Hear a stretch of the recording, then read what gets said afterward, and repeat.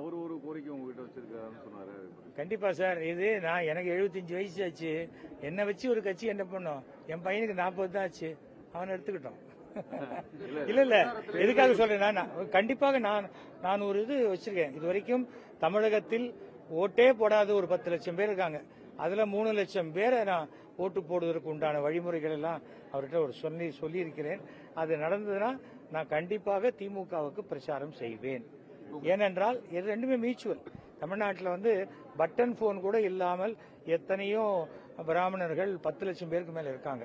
பிணம் சுமக்கிறவங்க, table clean பண்றவங்க, சமையல் வேலை செய்யறவங்க, புரோகித வேலை செய்யறவங்க, இவங்க அப்படிப்பட்டவர்களுக்கு அந்தணர் நல வாரியம் என்று ஒரு வாரியம் அமைத்து கொடுத்தால், அப்புறம் எல்லா சமூகத்திற்கும் சட்டமன்றத்தில் ரெப்ரசன்டேஷன் இருக்கு. ஆனா பிராமணர்களுக்கு இல்லை.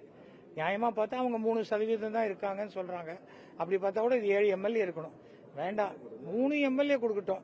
அந்த 3 எம்எல்ஏ நம்ம சொல்றவங்களுக்கு கொடுக்க வேண்டியதில்லை. திமுகலயே எத்தனையோ பேர் இருக்காங்க. இல்ல நான் இனி தேர்தலில் நிக்க மாட்டேன்னு 10 வருஷம் முன்னாடியே முடிவு எடுத்துட்டேன்.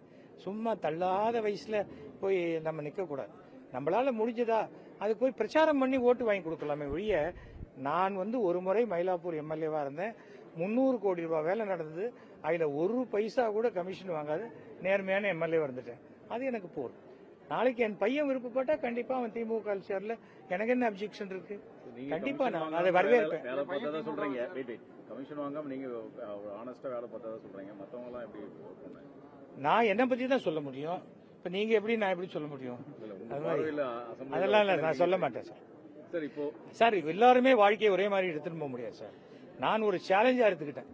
அது எப்படி பணம் வாங்கினாதான் எம்எல்ஏ இருக்க முடியுமா?